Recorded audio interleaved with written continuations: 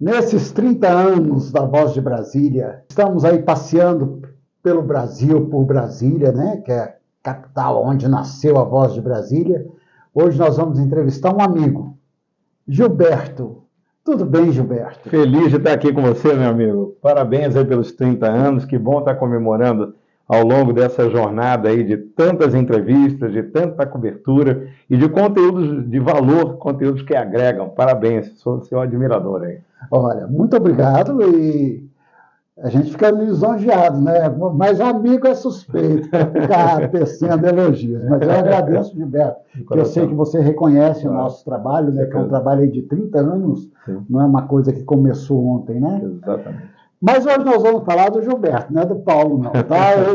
O Gilberto, eu queria que você contasse um pouquinho da sua história, que eu te conheço há tantos anos, a gente se encontra em todos os eventos, participa e tudo, mas eu não conheço a história do Gilberto. Vamos contar para os nossos internautas ali a história do Gilberto? Com muita alegria. Obrigado, primeiramente, pelo privilégio, né, pela oportunidade de dirigir teu público aqui. Bom, o Gilberto eu gosto de definir, diferentemente do que é a formação acadêmica, que a gente até fala ela, né? Mas eu sou, sobretudo, um humanista digital. Esse é um termo diferente.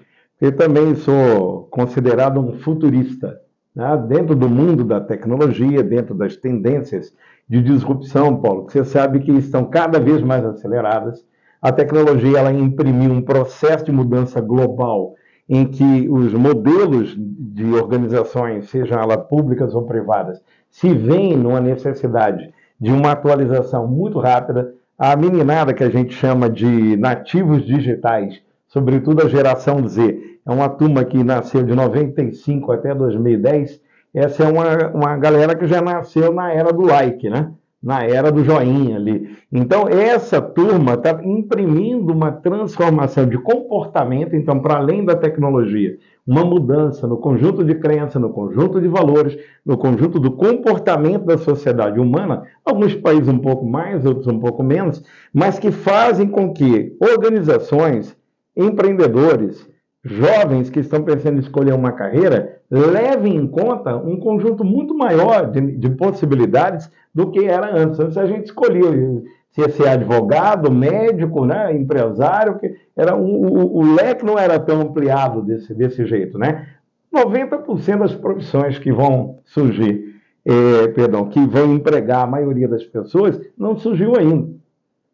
Elas vão surgir nos próximos 5, 10 anos. Olha, jovem, né? Você está falando muito de jovem. Eu quero falar, eu quero ouvir do Gilberto, mas ele já entrou no jovem. Você que é jovem, preste atenção nessa entrevista, fique até o final. Inclusive, no final, nós vamos ter uma surpresa. Preste bastante atenção e ouça com atenção, porque o professor Gilberto vai estar dando uma aula para que você possa se inteirar do que está acontecendo. Esse jovem, a gente vai bater um papo. Vamos embora. Esse jovem que se inseriu no mercado, que nasceu aí até 2010, como é que ele se insere no mercado? Porque se nasceu até 2010, ele tem hoje 13 anos, né? E está conectadíssimo. Meus filhos hoje, a gente entende bastante de informática, de TI e tudo, mas meus filhos me dão aula. Sim. É uma habilidade natural, né? Em todas as épocas, os jovens tiveram aí alguma capacidade. Mas como é de 95 a 2010, então se a gente pegar a idade de 95 para cá, já tem uma idade de 20 e tantos anos, né? E qual a característica dessa geração Z, que é assim que se chama? Eles são extremamente práticos, eles não estão nem um pouco interessados em ficar 4, 5 anos estudando dentro de uma estrutura verticalizada, organização tradicional, conservadora, para ter um curso superior, não estão olhando para isso. O índice de emissão de carteiras de habilitação é recorde, a queda mundial de emissão de carteira, porque não querem saber de tirar a habilitação, porque não querem ter carro. Eles já estão numa mentalidade que... E aí tem um lado bom disso aí. Eu vou dizer os lados que não são aparentemente tão bons, né? Que é a ansiedade, não aguentar pressão, que é uma turma muito sensível, tem uma questão emocional ainda muito frágil do ponto de vista, né, da dureza da vida. Então, a turma que pegou algumas coisas um pouco mais prontas, né, mas não por isso eles não têm valor, pelo contrário, eles têm muito valor e estão fazendo uma revolução nas nossas cabeças. Eu estou dizendo o seguinte, Paulo, para entender melhor, Isso porque eu não me apresentei ainda no detalhe. Aqui ao longo eu vou te transferindo um pouco mais das coisas que a gente faz, né? E por que a gente conhece tudo isso. Na humanidade, é a primeira vez na história humana, Paulo, que nós estamos a conviver com 5 gerações. Isso nunca. 5 gerações, ao mesmo tempo. Como assim? Vou lhe mostrar como. Isso nunca tinha ocorrido antes. A ciência, a ciência desenvolveu, a longevidade chegou a um ponto que ela consegue hoje agregar dentro de uma família e, eventualmente, dentro das organizações, as organizações um pouco menos, mas pelo menos 3 a 4 gerações estão convivendo dentro das empresas, públicas ou privadas. Mas vamos falar das 5.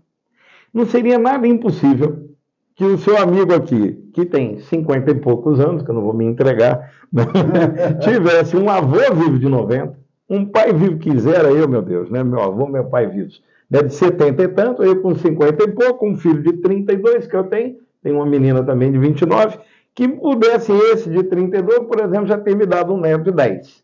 Não foi o caso, mas isso aqui é hipotético, mas não seria impossível. 90, 70, 50, 30, 10. Isso chegou.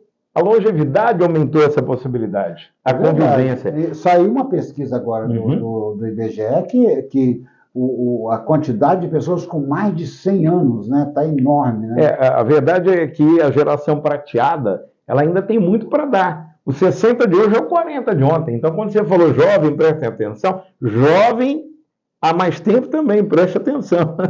Porque tem oportunidades hoje com o avanço da tecnologia, com as disrupções tecnológicas, e aí, como eu sou um humanista digital, eu tenho que olhar o lado bom, o lado ruim, sempre eu gosto de ser bem franco nisso, né? Um paralelo, mas tem muita oportunidade nova, e o que eu acho que o desafio é criar uma ponte geracional. Nós não estamos conseguindo isso, a sociedade brasileira e internacional, ainda não chegamos nesse ponto.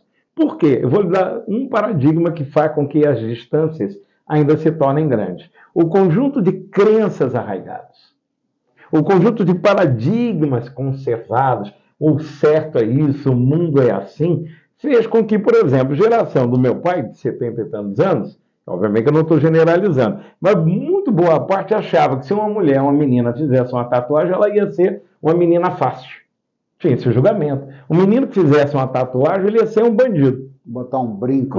Compreendeu? E o tempo passou, a menina virou presidente de empresa, ela tem a sua liberdade, a sua sexualidade, ela está bem resolvida, o menino virou um diretor, sei lá do que, um CEO, você entendeu? E aquela crença não era necessariamente verdadeira, ela não se comprova. Então, há um choque muito grande geracional no conjunto de crenças, no conjunto de valores. Porque a turma tem uma pegada, uma liberdade de inclusão, de diversidade, de respeito ao diferente, graças a Deus, muito maior. Então tem gente que acha que é mimimi, fica com esse negócio de politicamente correto. Essa geração, hoje em dia, leva isso muito a sério. Eu não posso fazer bullying com alguém, se eu já me machucou um dia, eu não vou machucar alguém. Eu vi o que minha mãe passou, minha avó me conta, que eles sofreram lá atrás. Compreendeu? Eles têm um outro nível de consciência. Quando a gente pega um outro fator importante que eu quero te trazer, que revoluciona os jovens vividos há mais tempo, né? Que é o seguinte, eles não estão, a exemplo do assunto da carteira de motorista que eu te dei, eles não estão mais preocupados em ter.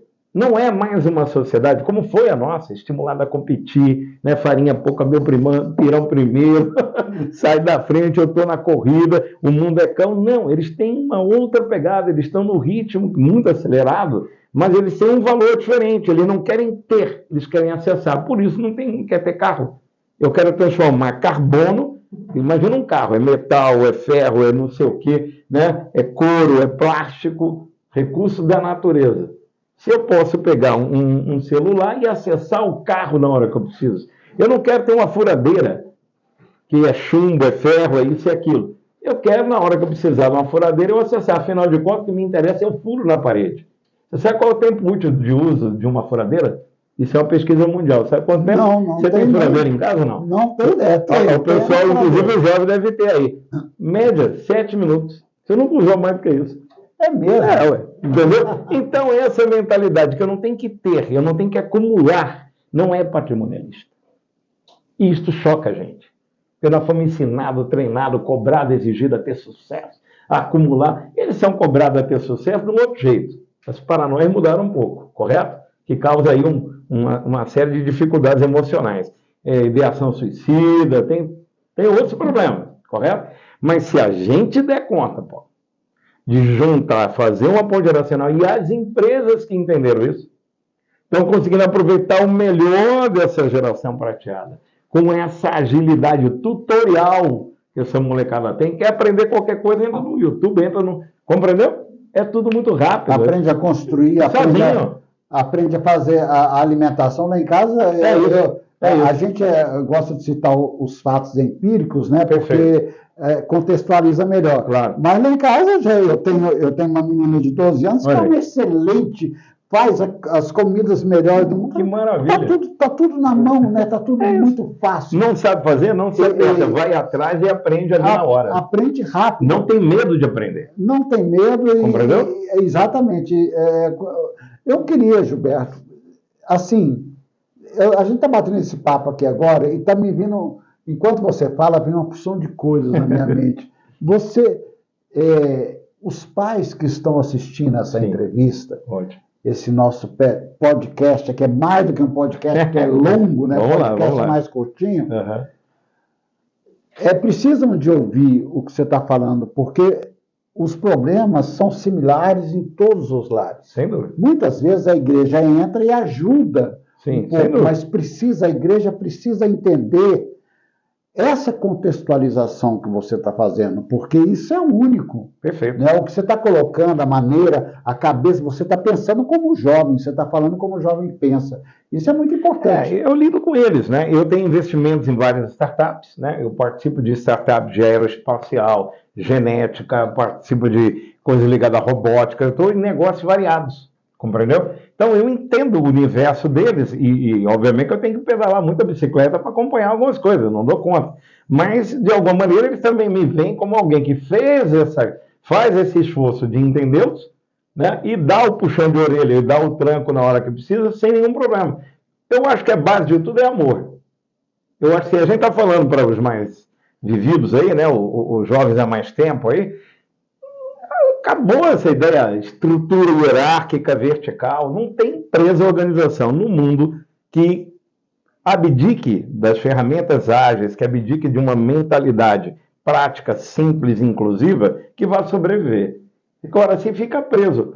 Tem uma historinha que eu gosto de contar, que existe uma história incrível que um general chegou para comandar um quartel, Paulo, né? E ele tinha uma ordem vinda lá do alto escalão, que ele tinha que cortar, porque o exército naquela época estava passando por uma penúria danada. Eles tinham todos os quartéis que cortar todos os custos possíveis, e ele, muito bem mandado, né, muito disciplinado, mandou fazer a planilha dele, estou resumindo bem a história, e concluiu onde ele ia cortar, né? Que métodos ou que ideias ele ia ter para diminuir o custo para a manutenção lá do QG, né? Conclusão, rapaz. Ele, quando então estava analisando aonde ele ia cortar, ele falou, tem guarita demais, o quartel era enorme, pegava um quarteirão enorme, né? Falou, mas tem guarita demais, será que precisa de tanto sentinela? Porque se eu tenho menos sentinela, eu revezo a turma ficar em casa, menos vem, é menos ração, né? Menos ração, então eu economizo. Ele foi organizando isso. E aí, de repente, ele olhou lá na planilha e estava lá. Sentinela, como é que era? Soldado da Árvore. Era o nome da guarita lá. Soldado da Árvore. Eu falei, mas o que é soldado da Árvore? E ninguém sabia dizer para ele, não, o seu Zé Antônio, o senhor que está aqui há 30 anos, ajudava na administração geral lá, o seu Zé Antônio, ele deve saber. Ah, não, eu sei sim, senhor, seu general, né? Eu estou aqui desde o início do quartel. Eu vou explicar para o senhor. O primeiro general que comandou aqui, ele gostava demais de árvore. E aí o que acontece? A rua lá de trás, na época, não tinha avenida como tem hoje o carro, eram os meninos correndo, quase 40 anos antes, né? Os meninos correndo, chutando bola. Ele plantava as arvorezinhas dele lá, e o menino chutava a bola, batia na plantinha dele, aí ficava uma arara, né? E aí não resolveu, botava o cercadinho de madeira, o menino metia a bola lá dentro do cercadinho, quebrava a plantinha dele, e ele, enfurecido, mandou botar lá uma guarita lá no fundo do quartel, né? E colocou lá o soldado da árvore. Falou, agora eu quero ver alguém chutar a bola aqui, entendeu? Já tinha 40 anos, a rua já nem existia mais, e estava lá até hoje o soldado da árvore. O nome disso é paradigma. Se você não atualiza o conjunto de crenças, se você não atualiza E isto é amor, antes de tudo. É você viver o que a gente chama de lifelong learning. É o aprender constante, é o se desconstruir permanente. Eu, como humanista digital e que carrego uma visão da espiritualidade também, Paulo, eu carrego nesse sentido. Nós estamos aqui com um privilégio que é viver. A oportunidade que é aprender constantemente. Eu preciso me considerar. Eu preciso ter a humildade de me desconstruir. Eu preciso estar ligado a coisas que me desconstruam. Agora, os meus valores absolutos, da minha fé, do meu divino, do que for, isso aí está tudo certo. Eu tenho isto como absoluto porque é absoluto, né? No sentido do que preenche, que é a bondade, a compaixão, a solidariedade, o amor, a fraternidade. Isso é eterno. Isso não tem geração Z, Y, B, compreendeu? Agora, o módulo de atuar, esse conjunto ele precisa fazer com que a gente se desconstrua todos os dias. Porque eu conheço muitos velhos de 18 anos de idade e conheço muitos jovens de 90. Estou falando real. Por quê? Porque tudo depende, a idade está na mente, tudo depende do modelo mental. A prosperidade dos empreendimentos, dos negócios, uma cidade para se despontar e se destacar num cenário nacional como Brasília tem um potencial enorme, vai depender dos seus líderes. Se essa oxigenação mental não ocorrer, nós vamos ser sempre aqueles que estão esperando que alguém um dia faça, reclamando do que não está bom, né? Sai, baixa poeira aí, né? Abana a poeira, vai viver, vai fazer aquilo que você nunca... Qual foi a última vez que você que está nos assistindo, independente da idade, fez algo pela primeira vez? Boa pergunta, hein? Quando foi? Boa pergunta. Responda você que está aí do outro lado. Quando foi que você fez? Qual foi a última vez que isso aconteceu? Que eu fiz algo pela primeira vez? Porque eu vou dizer uma coisa, no mundo avançado da inteligência artificial, o que vai salvar a humanidade, porque não tem como. Eu tenho negócio na área de inteligência artificial, então eu posso dizer porque eu sei o lado tecnológico, técnico, eu domino isso, eu entendo como funciona.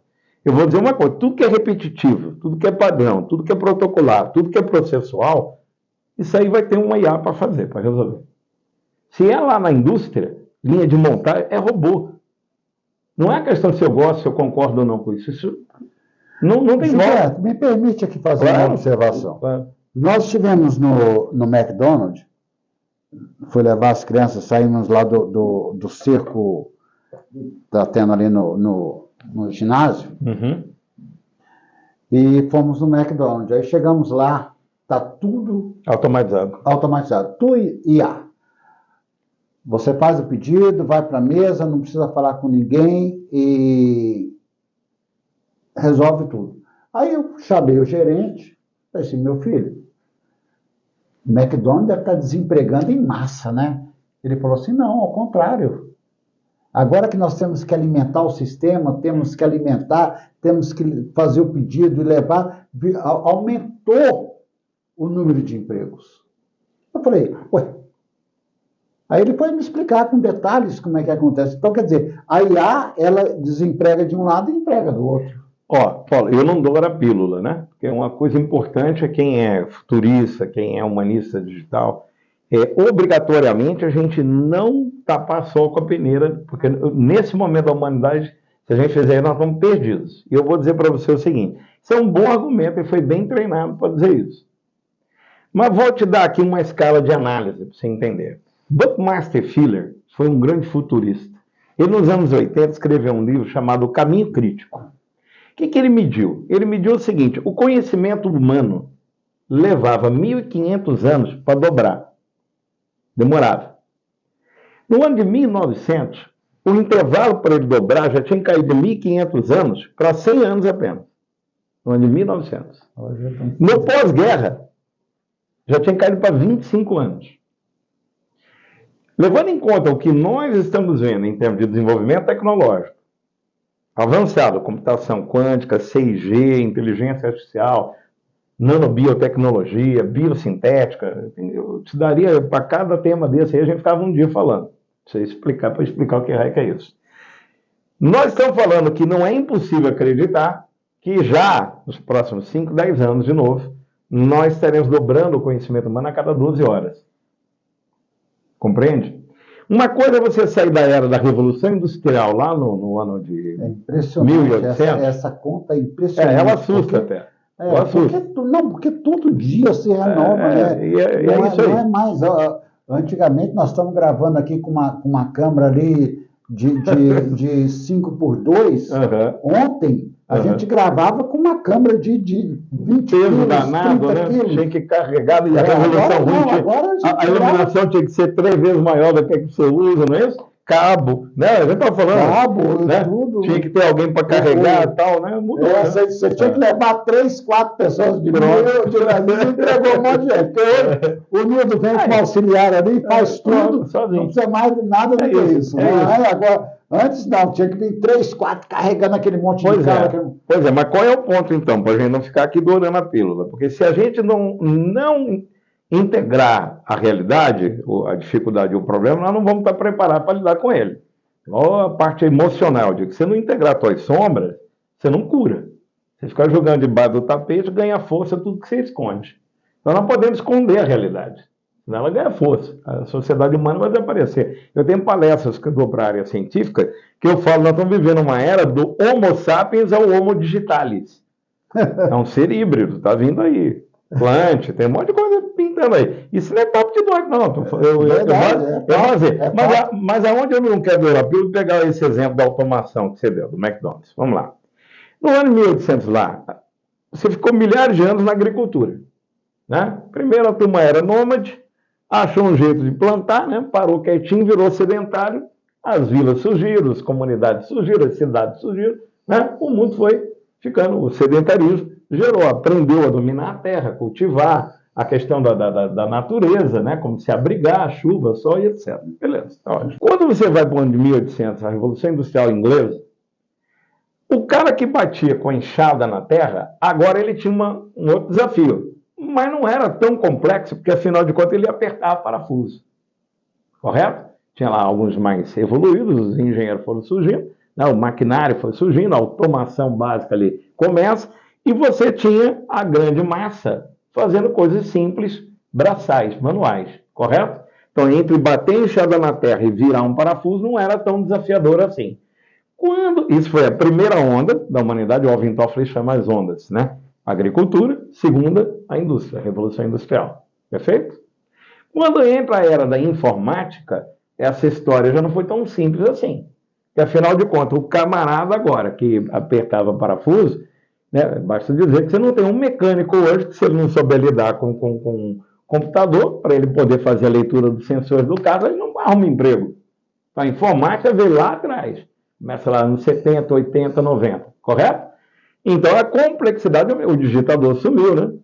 Perdão, o datilógrafo sumiu, virou digitador, né? Hoje em dia não tem mais digitador também, que você fala o trem escreve. Datilógrafo, você foi longe, né? Mas tem que...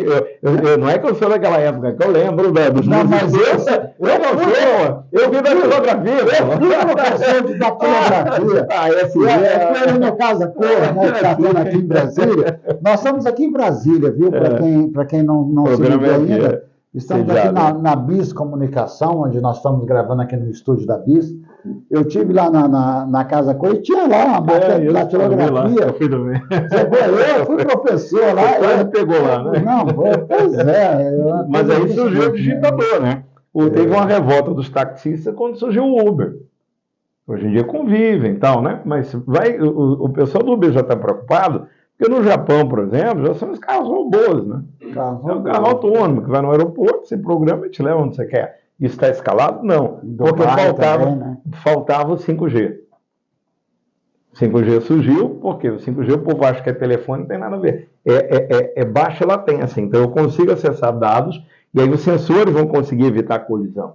Mas aí é uma outra explicação mais longa. Onde eu estou querendo chegar é o seguinte: nós precisamos sim levar em conta que a automação desemprega. Isto não tem como. Ela gera uma camada enorme de novas possibilidades, por isso eu disse que nos próximos 5, 10 anos vão surgir as profissões que vão empregar 90% da população humana, ainda não surgiu, porque são coisas desafiadoras. No entanto, se nós já vemos na América Latina, na África, no continente africano, quero dizer, em alguns países, uma grande brecha digital, como dizem os espanhóis, né? O mundo não pode admitir uma separatividade do nível social do jeito que a gente admite hoje. Você conhece o TED Talks, o TEDx, que é aquela franquia mundial? Eu tive a honra de fazer uma palestra agora, né, no TED Talks.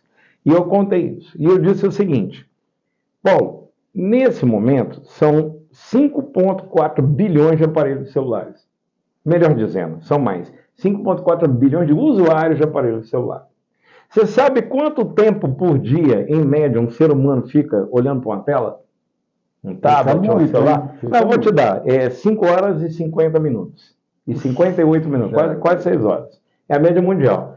Filipinas, África do Sul, Colômbia e Brasil pula de 5 horas e 58 para 10 horas por dia. Preço.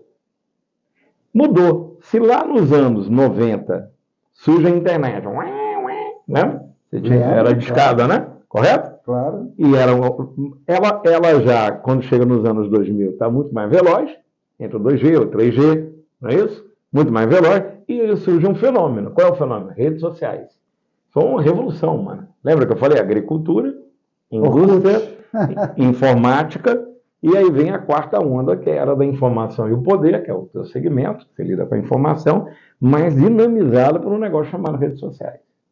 O problema é que essas redes sociais, elas são proprietárias. Proprietárias.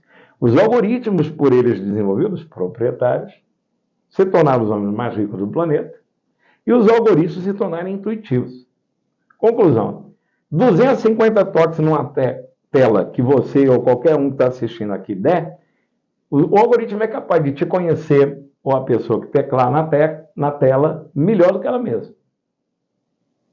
Seu gosto, sua preferência. Isso é fato, né? Porque não, é fato. É fato. Porque hoje, se você intuitivo.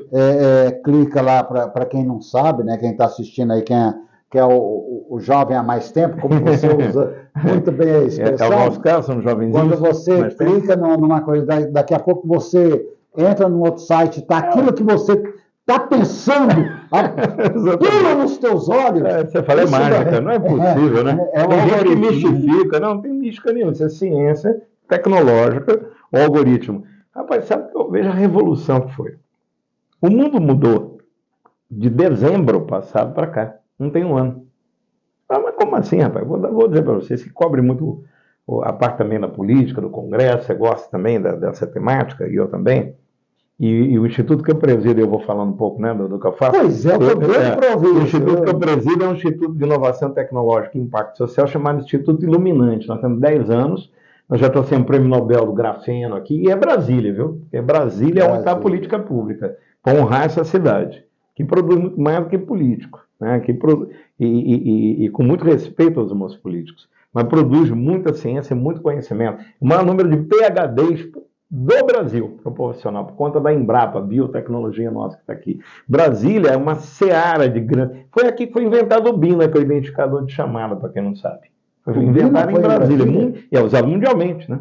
Mundialmente. Então... né? Agora... Não, é usado, porque você tem um identificador de chamada, se alguém te liga, não tem? Parece o BINA isso surgiu com o BINA. É a origem disso aí, é o BINA. É verdade. E foi aqui de Brasília. Então nós temos coisa aqui impressionante. O ecossistema de inovação tecnológica de Brasília está muito arrojado. As empresas, teve agora uma aceleradora que eu tenho a honra de fazer parte, que é a Cotidiano, a quinta maior do Brasil, né? Saiu de lá, teve o Exit, uma empresa que foi a única no mundo reconhecida pela Fundação Bill e Melinda Gates.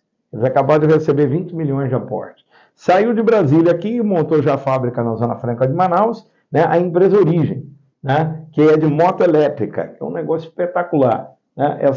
Ela tem um modelo sustentável, né? Baseado no ISG, que a gente chama, né? Environment, Social and Governance, né? Então, ela está nesse environment, essa coisa do meio ambiente. A Ambev virou cliente deles. Acabaram de receber um aporte de 100 milhões. Então, cuidado, Brasília, política, não.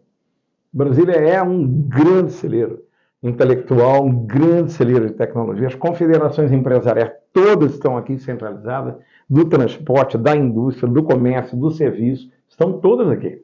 Então, aqui respira decisão nacional e tendências. Então, eu, ser um futurista do Brasil, tenho recebido, graças a Deus, convites para dar palestra em todo o Brasil, e vou, né? Claro que um trabalho profissional, né? Eu cobro por isso, né? Tem ido a São Paulo, Rio de Janeiro, Piauí, tem ido a todo lugar. Angola, Portugal, tem falado em vários lugares. Mas nós temos o orgulho de presidir uma instituição que tem 10 anos, completamos agora em dezembro, e que tem feito muito pela cidade, tem antecipado muito as tendências. Então, quando ninguém falava na Lei Geral de Proteção de Dados, nós fechamos lá dentro do Senado e trouxemos uma turma toda da Europa de quem nós copiamos a lei, a LGPD, fizemos um debate e hoje você tem uma ANPD, né, que é a Autoridade Nacional de Proteção de Dados. Nós fizemos com o Prêmio Nobel do Grafeno, que teve aqui, né, conversou com o presidente da República, conversou com o ministro da Ciência e Tecnologia, e não é que nós somos, é mérito nosso, é de muita gente, mas a Embrapi, que é uma das coisas melhores que tem nesse país em termos de evolução, de inovação e tecnologia, montou uma rede de laboratórios de grafeno no Brasil todo. Só por mera curiosidade do teu público, já que eu estou dando algumas coisas novas aqui para o pessoal do programa, o grafeno é um material bidimensional. Aí vai dizer, o grafeno vem no grafite. Mas então o Brasil está rico, porque nós temos aqui montanhas de grafite. Não. Você pega o grafite, leva lá na camada subatômica dele, bota ali um composto químico, corta a altura dele, e aí ele vira um material, no lugar de tridimensional, comprimento, largura, ele vira bidimensional, correto? Quando você entra no mundo nano, que é 1 bilhão de vezes a diminuição do metro, ou seja, no nível subatômico da matéria, a matéria pode ser composta de uma maneira completamente diferente. Sabe o que acontece com o grafite, quando ele vira grafeno? Primeiro, é muito forte, né? 200 vezes mais resistente que o aço. Flexível. Então, tu imagina a corrida espacial que o mundo está entrando agora, para o espaço profundo, de ter base na Lua para chegar a Marte. A humanidade está indo para outras fronteiras. Vai precisar de aeronaves, por exemplo, que tenham essa capacidade de resistência, mas também de flexibilidade para diminuir o custo de lançamento dela. Compreendeu? O grafeno permite você colocar num plástico, num polímero, enrola um peixe, uma carne, uma fruta, aumenta em 30% o tempo de validade. 30% o tempo de validade. Puxa vida, já estão fabricando isso é segurança vestimenta também? Né? Por exemplo, antibalístico. Essa camisa que você está usando aí, alguém dá uma rajada que você tem ela no grafeno, não pega você. Mas as aplicações são boas. Põe o celular aqui, em segundo está carregado.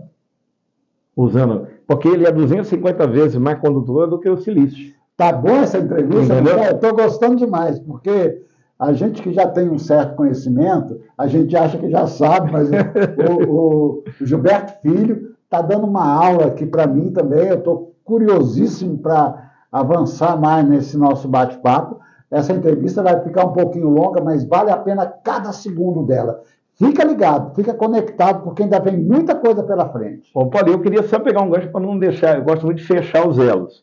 Porque eu acabei informando algumas coisas no meio do caminho, mas aonde eu estou querendo chegar? Que lá no TED Talks eu disse muito bem. Nós estamos mandando sondas a 450 milhões de quilômetros. Brincando de videogame é 450 milhões de quilômetros, pousou no asteroide lá, voltou agora, ficou 2 anos para voltar essa sonda. Com material da época do Big Bang para analisar, está tudo muito maravilhoso, está ótimo. Com toda essa tecnologia que eu falei, tudo muito bem, maravilhoso. A Lua vai virar base para Marte, tudo muito bem, está maravilhoso. Então para um pouquinho, vamos dar uma pausa aí. Não é um problema de inteligência humana, não é um problema de tecnologia, não é um problema de dinheiro, essas coisas custam bilhões de dólares. Por que raios o relatório da FAO, Agência da ONU de Segurança Alimentar, indicou que nós temos 735 milhões de pessoas que passam fome todo dia? Não podemos aceitar. Isto é inadmissível. A raça humana não pode admitir isso. Esse absurdo não pode ser admitido. Você entende? Por que o estudo da Oxfam Internacional, que está em 90 países, apresentado agora, esse ano, mostra que 1% da elite global controla a riqueza gerada por 99%. Deixa eu me dá um gancho. Claro, é o lado do humanismo. Enquanto você está falando, eu estou lembrando de diversas entrevistas que eu já fiz, né? Sim. Eu estava falando, eu queria lembrar da entrevista que eu fiz com o Richard Dubois, que é o CEO aqui do Arena Brasília, que a gente estava falando que Brasília, você que está em outro estado, depois você vai convidar também o pessoal para vir para cá, mas você que está em outro estado, em outro país, Brasília é um planalto. entrada e saída de veículos. O Richard estava me dizendo que 60 mil pessoas foram evacuadas quando terminam os shows lá no Arena. Em 15 minutos está evacuado. Logística rápida. Logística rápida, trânsito rápido, Fantástico. Polícia, trânsito, tudo. Mas eu queria lembrar de uma outra coisa aqui também. Quando você falava dessa última fala sua... Desse humanismo, desse resgate social nosso, humano, né? Esse resgate social, eu estava fazendo uma cobertura jornalística ali na Campo. Você conhece bem a turma? Conhece bem a Campo. Sim, sim. E estavam ali todos os embaixadores da África. Paulinelli era do conselho lá, né? Que Deus tenha, né? Pronto, você sabe muito bem do que eu estou falando. Mas ali estavam todos os embaixadores da África. Uhum. E a Campo está justamente buscando solucionar esse problema da fome. Perfeito. Aonde? Produzindo lá, na África, em loco, levando a tecnologia, levando a inteligência artificial para produzir lá no local, para justamente amenizar esse problema da fome. Esse é um bom exemplo. Você trouxe esse dado da FAO aí, que realmente é fantástico. Você traz um bom exemplo. A tecnologia, e lá eu apresentei, aqui eu falei de algumas, ela pode e deve contribuir para a melhoria da vida humana. Não tem lógica para mim, nenhuma. A tecnologia, no seu maior ápice, com toda a admiração que eu possa ter, uma computação quântica, ou o que for, né, se ela não estiver empregada em favor da vida e não em detrimento dela. Porque a energia elétrica, Paulo, ela não é boa nem ruim. Se bem utilizada, está aqui, nós estamos gravando, né, tem uma tomada ali, tem lâmpada. Se mal usada, é uma bomba nuclear. Então, o direcionamento que a humanidade tem que escolher, essa concentração de renda, ela é inadmissível, isso gera um risco de um colapso global. E não sou eu que estou dizendo, isso é Davos que está falando. O Fórum Econômico de Davos, que se reúne lá na Suíça, que é a cidade de Davos, e na verdade é o Fórum Econômico Mundial em Davos. Né? Eles sabem, o Great Reset, que o Klaus Schwab, fundador do Fórum Econômico Mundial, ele escreveu um livro sobre isso.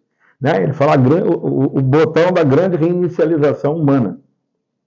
Mas entenda, é elite global falando sobre isso. Eu tenho um artigo com mais de 900 mil visualizações sobre isso, pra você ter ideia. Ele está dizendo lá o seguinte, olha, não tem remédio. Não tem jeito. Nós vamos precisar fazer uma mesada humana, que eu não tenho ideologia de nada a respeito das pessoas de todas as linhas aí, políticas, graças a Deus, do bem com todo mundo. Mas o próprio Suplicy, que a vida inteira falou sobre a renda mínima universal. Isso está sendo discutido há alguns anos em Davos, no Fórum Econômico Mundial. Porque entenda o seguinte, em Berlim, houve uma manifestação de milhares de pessoas nas ruas, porque o alemão, na grande maioria deles, eles têm muito orgulho da formação técnica deles. E vamos lá, né? Os alemães são incríveis do ponto de vista de produção industrial, correto? Máquina, equipamento, motor, essa turma dá aula para o mundo disso, né? Mas a robotização das linhas de produção está alcançando um grau tão evoluído que a China, por exemplo, já tem 900 fábricas de robôs industriais. Não é 900 indústrias, ela tem 900 indústrias que fabricam robô para indústrias. Puxa vida.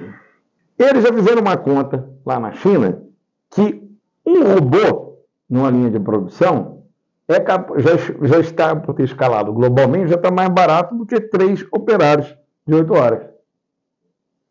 Então é óbvio que vai substituir. Vai. Você está entendendo o lado da tecnologia que a gente não pode deixar de olhar? Será que tudo tem que ser automatizado mesmo? Será que eu quero isso? Será que eu tenho... Não é? Eu entendo que é prático e tudo mais, a gurizada exige uma coisa rápida, está tudo muito bem. Mas quem é que regula tudo isso? Eu acho que a política em si, ela não dá conta, mas ela é o órgão regulador. A inteligência artificial precisa com urgência de ética, com urgência de regulação. Por exemplo, eu disse que o mundo mudou e não explicou porquê. Será que vai porquê. dar tempo de regulamentar? Nunca dá. Roberto?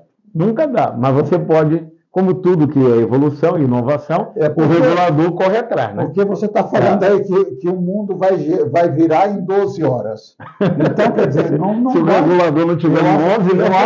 Eu acho que esses filmes de ficção que a gente assiste aí, muitos já se tornaram realidade e outros também vão se tornar realidade, com os robôs dominando o mundo. Esse é o risco que a gente alerta. Mas para não ser muito distópico e pessimista, eu vou lhe dizer como, de novo, Eu digo, mais do que high-tech, nós precisamos do human touch, que é o toque humano. Nós precisamos... Você sabe quais são as profissões que muita gente me pergunta do futuro? Além dos engenheiros de tudo, engenheiro de prompt, engenheiro de IA, construtor de realidade aumentada, realidade virtual, isso tudo são os empregos nossos que vão surgindo aí, perfeito? Mas sabe, por incrível que pareça, os que vão ser muito bem remunerados no futuro? Cuidador de idoso, psicólogo, de criança, de idoso, psicólogo. As coisas que o robô jamais vai substituir a gente, que é a sensibilidade. Tá bom que é bonito você ver um futebol de um robô, mas vai tomar banho, né? Vamos ver uma partida de gente jogando bola, as coisas que emocionam. O entertainment de qualidade, o urbano desafiado, a música, a cultura, a economia criativa tem um potencial de se tornar o que há de mais futurista. Ainda bem que a gente está ouvindo isso de um humanista, não, né? Eu tenho porque convicção. É menos mal, eu acho. Assim, não, é fato. Que nós vamos ser dominados pelos robôs, pela IA. Mas vamos ver isso assim, é fato. Vamos raciocinar. Agora, quando você vem com essa fala de que esse calor humano, que esse vai fazer diferença. toque não vai acabar, não, e não pode. vai melhorar, pelo contrário. Isso é muito acalentador para a gente que está do lado de fora, né? Que está ouvindo isso, né? Tua filha provavelmente tem Spotify, né?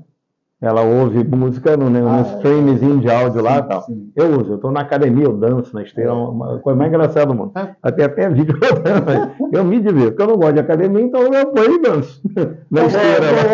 Eu tenho que aprender a usar isso daí, viu? Porque a academia pronto, lifelong learning. Vai aprendendo com a vida, né? Vai se ajustando, mas você o Kelly Fu um dos maiores pensadores da inteligência artificial da atualidade chinesa, foi do Google, né? Passou lá pela Microsoft. Ele diz o seguinte, que o futuro dentro dessa visão humanista, desse cuidado e tudo mais, ele vai pertencer a quem observar os 3 Cs. Então, break news. Atenção aí. Vamos lá. Nunca vai se perder com a robótica que for, com a IA que for, com o raio da tecnologia que for. Esse é o segredo da longevidade, do aprender constante, do reposicionamento humano lá na frente. Nós não podemos, em momento algum, perder os 3 Cs. Primeiro deles é a consciência crítica, para entender os limites das coisas.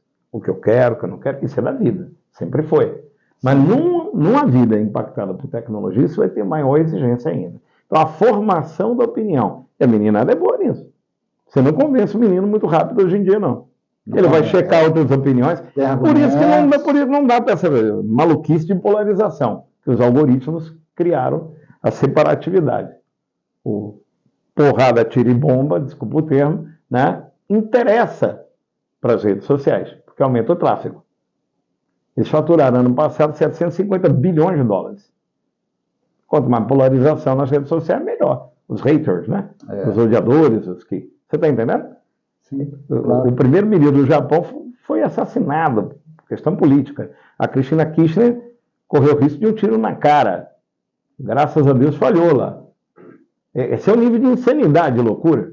As famílias se dividindo em grupo de WhatsApp por causa de negócio de política. Isso é uma loucura. Isso é uma loucura.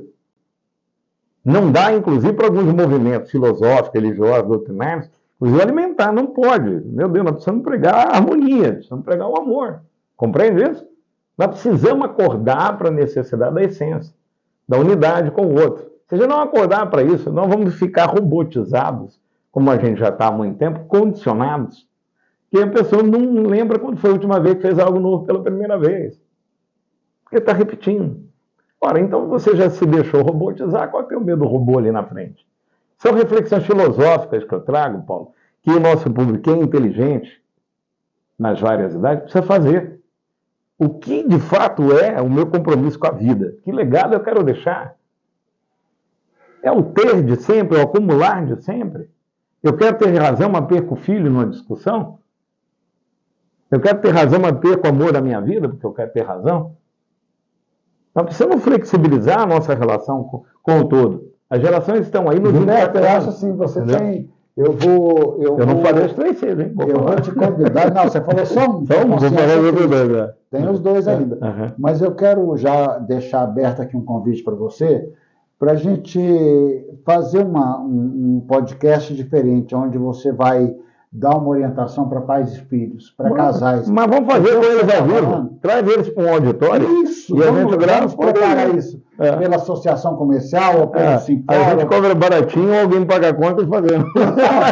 Vamos fazer isso, vamos fazer uma palestra, porque eu sou muito amigo do Paulo Vieira, inclusive já entrevistei ele para admirável. Para o nosso canal também, mas com todo respeito e desculpa, o Gilberto está te dando banho, Paulo Vieira.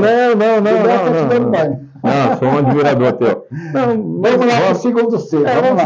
Primeiro, consciência crítica. O segundo C. Consciência crítica, então, que fique claro.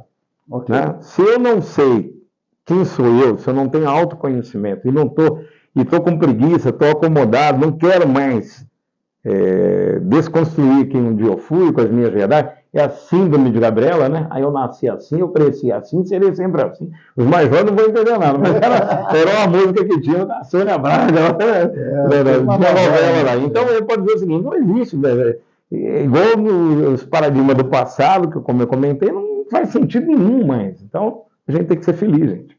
Então esse é o primeiro C, consciência crítica. O segundo C, ele é muito interessante, que é curiosidade.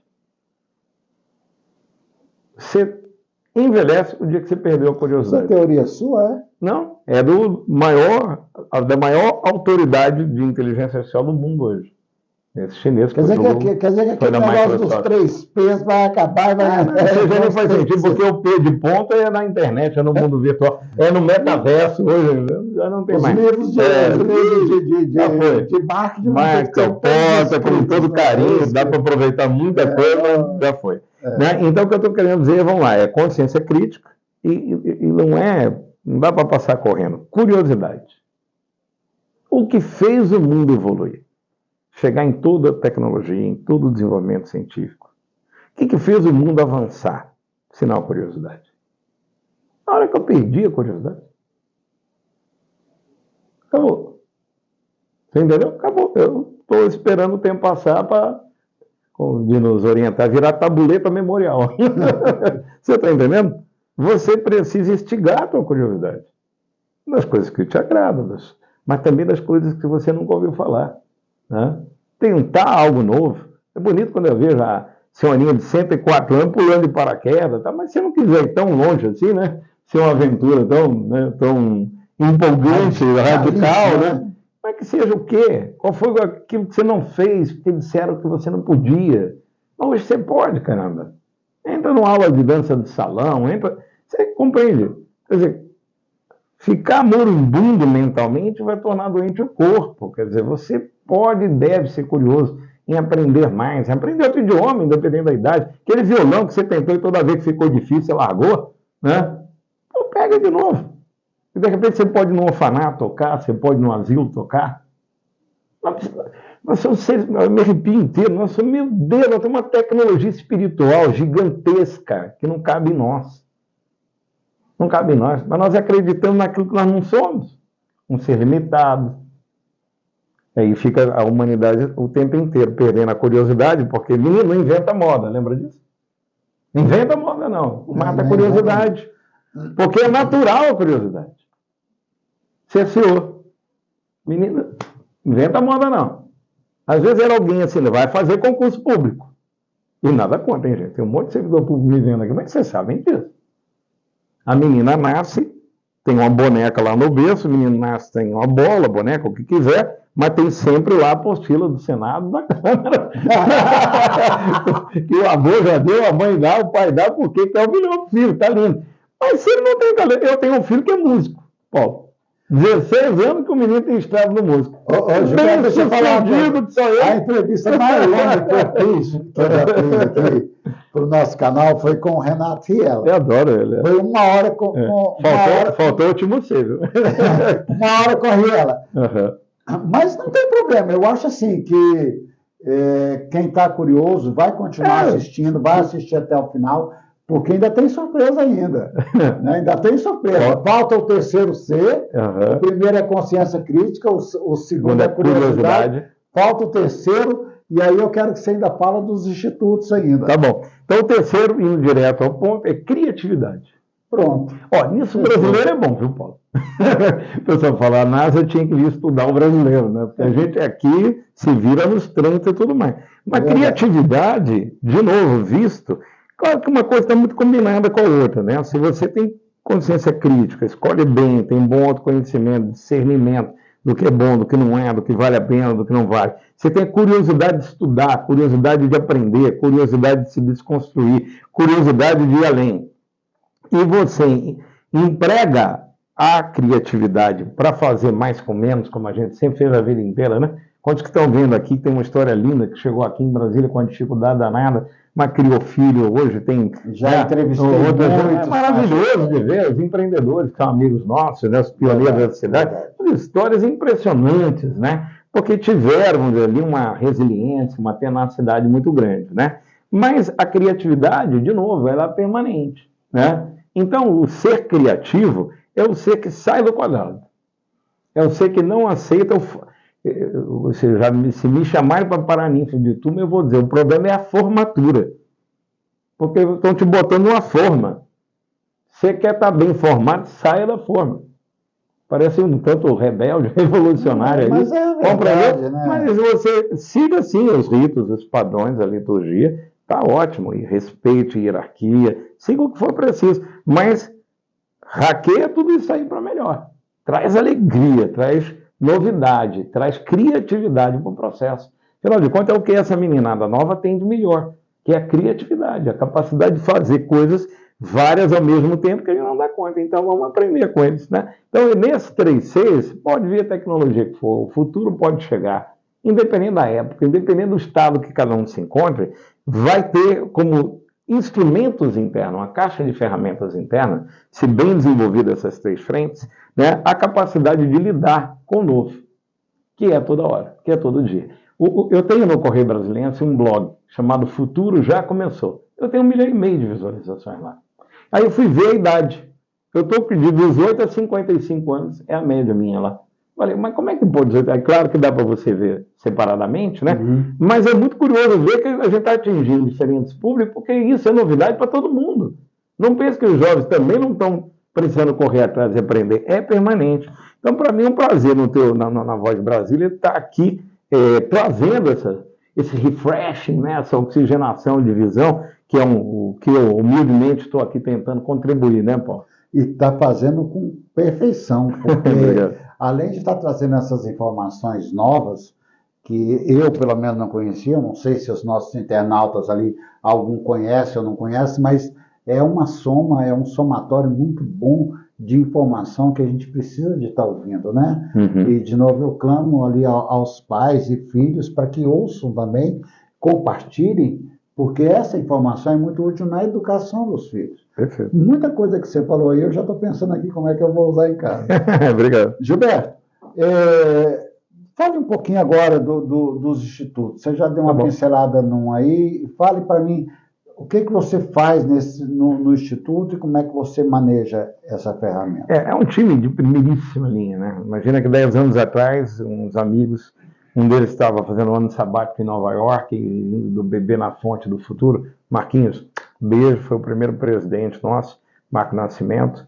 Ele juntou naquela época com um cara incrível, que hoje é o presidente do nosso conselho, Paulo Foina, doutor Paulo, que preside uma entidade nacional de ICTIs, né? Instituto de Ciência, Tecnologia e Inovação. Trouxemos Ronaldo Clay, né, que está na fundação também, foi o primeiro cara a fazer comércio digital e anúncio de campanhas de governo na internet, né? Então a agência Clique gigantesca fundiu com a empresa dele, ele virou sócio das maiores empresas, já foi vendido para japonês, para inglês. Essa turma é muito inquieta, com a visão global. Eu já rodei 40 países, Paulo, então, assim, assessorando negociações, eu já vi de tudo, né? Dirigi a política pública de TI e Telecom do nosso país, na ABDI, na Agência Brasileira de Desenvolvimento Industrial. Passei por lá. Tive essa honra, né, de dirigir a política de TI e Telecom. Na Apex, na Agência de Exportações, eu dirigi a abertura de todo o escritório que o Brasil tem no mundo, tive esse privilégio também, né? Então, quando chegou já eu fora do governo, né, já se vão aí 12 anos, que é o tempo que a minha empresa tem, a Going Global Consulting, né, que é a consultoria de negócios internacionais na área de base tecnológica, a gente então foi viver essa experiência 10 anos atrás de fundar o Instituto Iluminante, com essa inquietude. Não é possível que o mundo está a mil, que tudo está acontecendo, que virão tsunamis tecnológicos e que não haja, num período eleitoral, um candidato debatendo um negócio desse. Não é possível, foi por isso que a gente fechou lá o Senado Federal, trouxemos um debate sobre a Lei Geral de Proteção de Dados, trouxemos o Prêmio Nobel da Defesa. Então, o Iluminante é esse think tanks, que a gente chama, que traz o melhor cabelo do mundo, do Brasil, para Brasília, para debater com a sociedade, com o dono da política pública, dono da caneta, para que isto tenha consequência e ajude o nosso país a não ficar no ostracismo e ficar nas cavernas enquanto o mundo evolui. Não dá, né? Não tem como. Isso é o Instituto Iluminante, que a partir de agora vai tomar uma dimensão ainda maior. Hoje a minha vice-presidenta tem a honra de ter uma mulher na vice-presidência, que rodou 50 países, fala 4 idiomas, uma pessoa incrível. Beijo, Carolina Valente, né? Estamos lá quase 50% da diretoria mulher, 50% homem, pregar na prática a realidade de uma diversidade que a gente precisa cada vez considerar mais e elas realmente fazem acontecer, né? Então, isso é iluminante. Mas eu, naturalmente, participo de algumas outras instituições, né? É inevitável dar a nossa contribuição quando nós somos chamados. Sem dúvida. E me honrou muito, alguns anos atrás, eu integrar a Fundação Assis Chateaubriand, né? Que leva o nome do fundador, dos Diários e Associados. É uma rede de emissoras de TV, de rádio, de jornais, primeira televisão da história do Brasil, né? Fundada por esse inquieto empreendedor que foi Assis Chateaubriand. Em algum momento eu pude colaborar na diretoria da fundação. Em dado momento, né, já são aí cerca de 2 anos e pouco, eu assumi a presidência do Conselho Curador. E lá pela fundação, no período da pandemia, Mariana Borges, parabéns, essa guerreira, conduziu, por exemplo, um trabalho lindo lá, que foi, na pandemia, desemprego em massa, as mulheres, sobretudo, tendo que lidar com os filhos para alimentar a sua casa, sem um botijão, sem uma comida para pôr na panela, e a Mariana conduziu todas elas, né, que é o projeto nosso, que alcançou 5 mil mulheres, em mais de 20 regiões do DF, onde nós não fomos ensinar nada, porque não dava tempo. Mas a Mariana ia lá, pegamos líderes comunitárias e organizamos cada uma com 100, 150, 120 outras pessoas, outras mulheres, né? Dizendo o seguinte: o que você sabe fazer de melhor? Bolo, ovo de Páscoa. Você, eu sei unha. Então, demos ali uma metodologia de empreendedorismo, ensinamos elas como se posicionar na internet, como melhorar a venda delas, a organização delas. Trouxemos microcrédito, eu me arrepio inteiro. Me arrepio inteiro, porque eu não tive nenhum método a não ser apoiar a Mariana, né, nesse trabalho, que alcançou 5 mil mulheres. Salvou 5 mil famílias, né? Então, essa é a Fundação Assis Chateaubriand, que já conduziu vários projetos na área do esporte, né? Os Centros Olímpicos de Brasília, durante muitos anos, teve na nossa gestão, e nós estamos agora repaginando, como todo o grupo está mudando. A Fundação também tem aí algumas novidades que não dá para adiantar, né? Mas que vem coisas muito boas aí da contribuição da Fundação para o nosso país e para a nossa sociedade de Brasília, porque aqui está sediado. Essa é uma outra, portanto, instituição que eu colaboro muito, né? Nós criamos um movimento também com a minha esposa, chamado Mogalma, que lida com autoconhecimento, com a mútua ajuda. Esse também está sendo reestruturado, mas já tem 6 anos, é um trabalho lindo para ajudar as pessoas nesse nível de estágio de consciência, né? Aí, de físicos a cientistas, a religiosos, nós recebemos, foi de tudo lá, para o livre pensamento, que é assim que a gente acredita. A gente precisa ter abertura para falar de tudo, né? Da cosmologia, a sexualidade, tudo é importante, com clareza e com respeito, com qualidade, com profissionais de alto nível, ser discutido o Mogalma, que esse movimento pôde desenvolver, e agora a gente também vai dar um salto diferente agora, indo para o streaming, e é um outro modelo que nós estamos pensando agora. Ao mesmo tempo que entre o Sinfor, que eu tomei posse agora, Jacobino, né, assumir a presidência, um grande líder empresarial aqui da cidade. Vamos convidar ele para... Você já pode convidar ele para a gente fazer uma... Ao vivo, hein? Não, a história dele é incrível. Se você vê a foto da casa onde o Jacobino nasceu, na Paraíba, Sapê, né? Estou dando spoiler aqui. PIC, né? E é um grupo hoje, não dá para revelar aqui os números dele, mas prega 3 mil pessoas, né? Puxa vida. Então é um dos maiores já aqui de Brasília, do Brasil, indo para a internacionalização, está no nível extraordinário. E assumiu agora, substituindo outro grande amigo nosso, que fez um belo trabalho, o Ricardo Caldas, né? E o Jacobino agora vai dar um impulso grande ao setor de tecnologia. O Instituto Iluminati, junto com o Sinfor e outros segmentos da tecnologia de Brasília, Brasil Startup, a TechSoft, a BIPT do Paulo Foina, que preside o nosso conselho, que é nacional, né? A Acespro, a Federação Acespro, né? A reunião disso são 8 entidades que nós chamamos de GFORT. Então, nós trabalhamos juntos. O Grupo de Fortalecimento da TI do DF. Somos o segundo maior empregador da área dos que recolhem ISS no Distrito Federal já. Essa é uma indústria de 6 bi de movimento anual. Mas eu não vou dar spoiler, porque é bom que o Jacobino dê esses detalhes quando vier aqui. Mas falar de Sinfor... Eu estou lá com ele, né? Eu sei que você estava lá, eu acompanhei tudo. Não posso falar de Sinfor, não podemos deixar de lembrar do meu pai de coração, Antônio Fábio Ribeiro. A memória dele, né, que foi o precursor grande de tudo isso. Um abraço aos filhos dele que estão aí. O Fabinho também, né? Estão trabalhando, não sei se eles estão lá no Sinfor, não sei o que eles estão fazendo. Mas... Eu não saberia te afirmar, porque houve uma grande mudança da diretoria, eu falharia aqui, né? Mas um abraço à memória. A memória, não, Antônio Fábio... Me chamava de Turquinho, né? Turquinho, né? Toda semana tinha que estar lá no Mestre Damas, porque a semana que eu não ia, ele brigava comigo, você não veio! Aí eu ficava, a gasolina tá cara. E sempre acolheu bem, né? E assim, um privilégio mental, né? Um homem que viajou vários países, que estudava em fontes variadas. Foi uma grande posição dentro da CNI, da Confederação Nacional da Indústria. Antônio Fábio, uma memória privilegiada, um pioneiro extraordinário da nossa capital, né? E ele foi o fundador, o primeiro presidente do Sinfor, bem lembrado. Primeiro presidente do Sinfor. Bem lembrado. Bom, faltou uma entidade só, para completar. Então vamos lá. Na verdade, tem contigo. Ajudar, a gente ajuda outros, mas eu diria que eu tenho muito orgulho também de ser voluntário. Eu sou o secretário nacional de articulação da Cruz Vermelha Brasileira.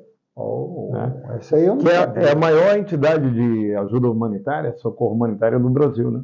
Que é muito antiga também, tem um prédio no Rio de Janeiro desde o ano de 1900 e pouco lá, né? A sede. E o presidente Júlio Carlos, que eu agradeço, né? Me fez esse convite, a Ágata, que preside a Juventude Cruz Vermelha, já se vai aí uns 2 anos também, que nós temos colaborado bastante, ajudando, porque, de novo, muitas pessoas perguntam, viu, pai, mas como é que você consegue tempo para tudo isso? Quando você desperta para a tua entrega na vida, o tempo sobra. E a máxima que tem é que os homens mais ocupados do mundo são aqueles que têm mais tempo, né? E as mulheres também. Aproveitando essa deixa sua aí, eu vou lhe fazer a primeira homenagem.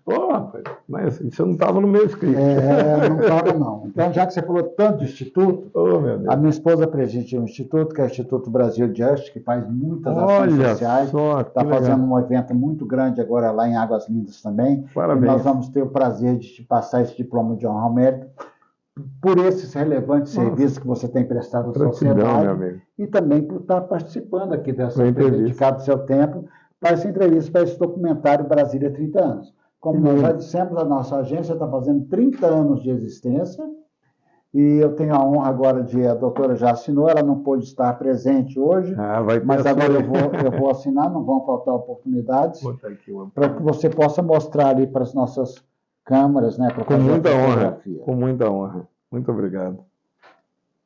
Momento extraordinário. Obrigado por esse carinho, meu irmão. Está aqui às suas mãos. Muito obrigado. Ficamos assim, felizes e agradecidos ao nosso grande arquiteto do universo. Que coisa boa. Muito obrigado e parabéns mesmo, viu? Conteúdo magnífico que é o programa. E eu poder, pouquinho que seja, né? Dar uma colaboração, estar junto nessa história, viu? Obrigado, pai. Gilberto, vamos deixar aqui, né? Que eu não vou encerrar ainda não. Não? Tenho que fazer uma pergunta. Vamos lá. Durante essa sua vida, eu quero que você me cite agora que eu sempre faço essa pergunta aos meus entrevistados. Qual fato mais marcante da sua vida? Só não vale falar que foi o nascimento dos filhos. Não, não. O fato mais marcante da minha vida, eu tomei conhecimento pelo meu pai. Eu não sabia, porque eu era um bebê de colo, né? Isso eu acho que fez toda a diferença. O dia que ele me contou isso, sobre esse fato, fez com que esse fato passasse a ser o mais importante da minha vida. O papai foi um retirante nordestino, lá de família toda de Sergipe, né? 9 gerações sergipanas lá. E ele foi tentar a vida muito jovem, com 21, 22 anos. Ele era um exímio marceneiro formado pelo Senai. Foi tentar a vida na cidade grande do Rio de Janeiro, né? E ele já foi com dois filhos, mais um na barriga, e produziu mais um lá, né? Ela muito jovem, menos de 20 anos, ele com 22, mais ou menos. E quando ele chegou, foi muito difícil. Foi muito duro. Imagina, foi muito difícil. Eu tenho uma máxima na minha vida, que é a alegria. E é por conta desse fato que eu estou te contando. Eu nunca falei sobre isso, da maneira como eu estou detalhando agora. Papai, um dia eu estava jovenzinho aqui em Brasília, e estava meio reclamando, porque esse rostinho meu é muito próprio, né? Tinha dificuldade de arrumar namorada, né? Os meninos não achavam Brad Pitt, né? E aí um dia, o que houve e tal, o que houve? Eu saí de casa muito cedo, saí com 15 anos de idade, fui me sustentar, mas o papai, num dado momento, né, ele virou para mim e falou, mas o que aconteceu? Eu falei, um negócio de namorada, abri o jogo com ele, né? Ele falou, você está com vergonha do seu sorriso, moleque? Deixa eu contar uma coisa para você. Quando eu cheguei lá, retirante, era um Paraíba, né? O carioca chama o nordestino de Paraíba. Paraíba. Semi-analfabeto, um homem que tinha uma deficiência na boca, de nascença, negro, pobre, tentando a vida lá como marceneiro. E aí ele não deu conta. Teve um dia, então, que ele estava com os 4 filhos e ele precisou dormir numa praça pública com os filhos. E aí ele prometeu para ele mesmo que jamais isso aconteceria de novo. Os filhos dele nunca mais iam passar por isso.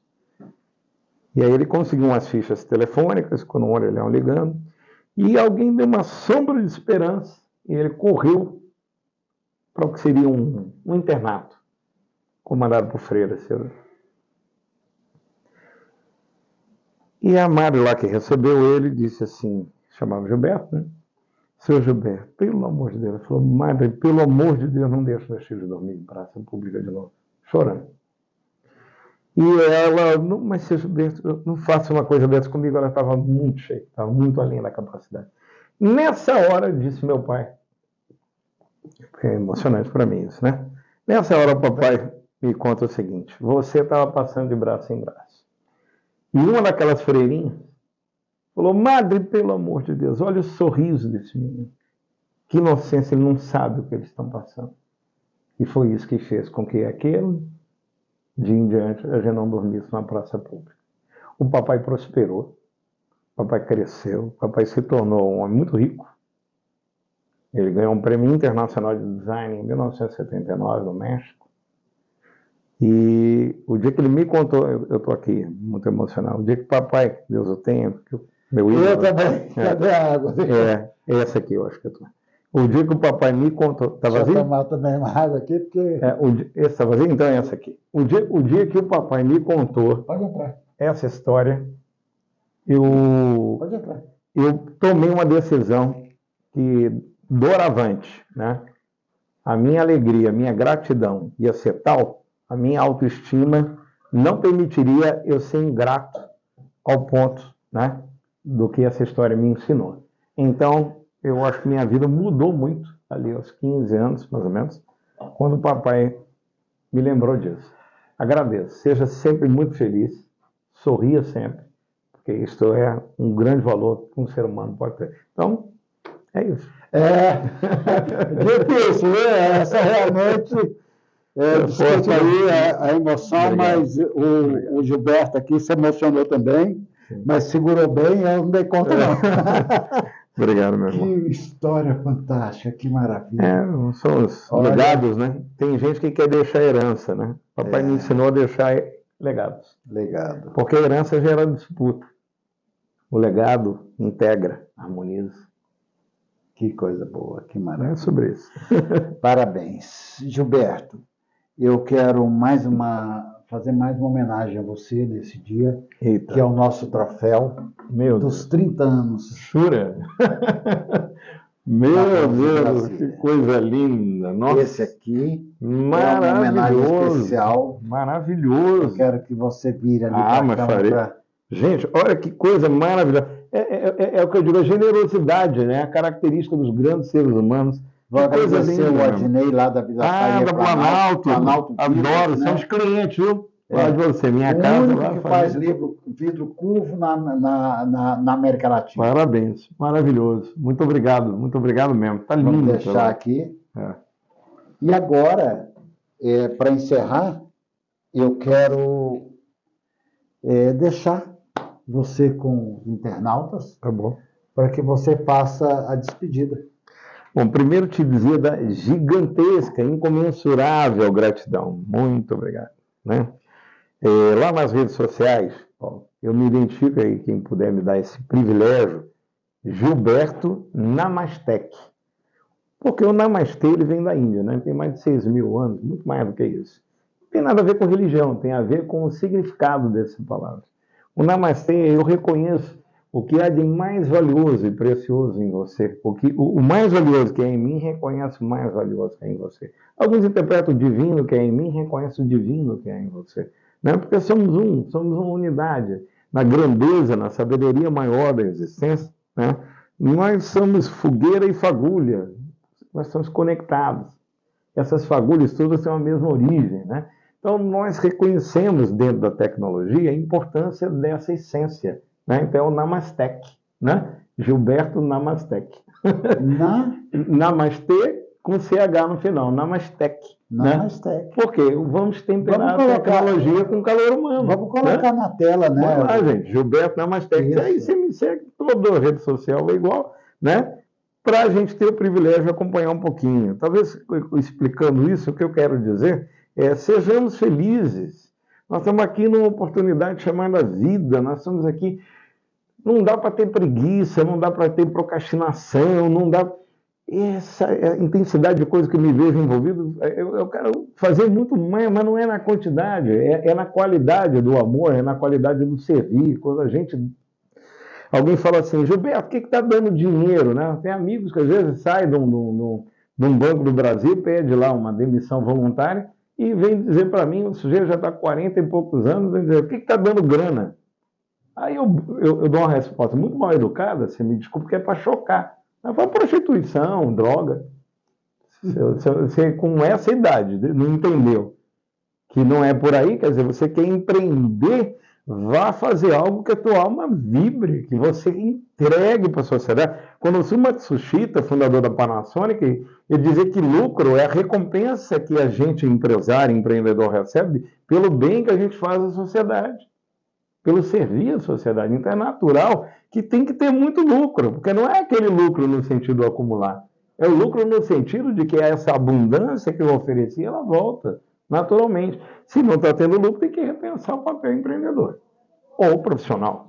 Compreendeu? Então, que vocês sejam cada dia mais afortunados, né? Que a vida flua, que seja mais leve, que a gente possa, sim, reconstruir, ressignificar, reoxigenar visão, ideia, pensamento e atitudes. Porque é isso que faz o todo da vida ser prazeroso, né? Ser saboroso. E é o que a gente merece, Paulo. Como você tem feito aí com o trabalho de vocês há tantos anos, 30 anos. Muito obrigado por estar aqui. Com essas palavras, com essa aula, com essa performance sem igual aqui do Gilberto, nós vamos nos despedindo de você, não antes pedir, né, para que você legal. clique aí, se inscreva no nosso canal, curta, compartilhe, aperte o sininho. É isso aí, pô. Um abraço para o Luiz da LM, que é nosso patrocinador também. Parabéns, Luiz.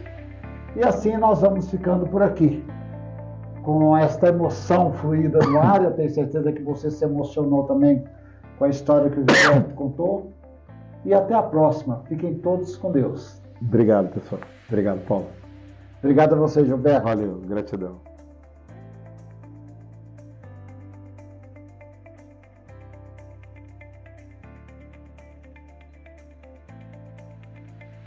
Gilberto, como você sabe, nós fazemos o Anuário Brasileiro de Economia, Turismo e Meio Ambiente. Sim. Nós estamos na 22ª edição, né? E a gente quer colocar essas empresas de tecnologia, de informação. Quero te convidar para que você escreva um artigo especial. Vamos lá. Sobre né? Para a gente poder publicar na próxima edição. A gente poderia, inclusive, falar sobre tecnologias que vão impactar o turismo, né? Ou que impactam o turismo, que impactam o meio ambiente. Isso. Né? Falar de futuro, né? Ter ali um lugarzinho para a gente acordar a turma aí para as novidades, né? Tá ótimo. Muito obrigado. Parabéns, esse anuário é fantástico e as empresas de tecnologia precisam conhecer. Vamos levar lá. Vamos levar lá, sim. Tá bom. Honradíssimo, meu amigo. Obrigado demais. Obrigado a você. Que dia de dezembro vai ser?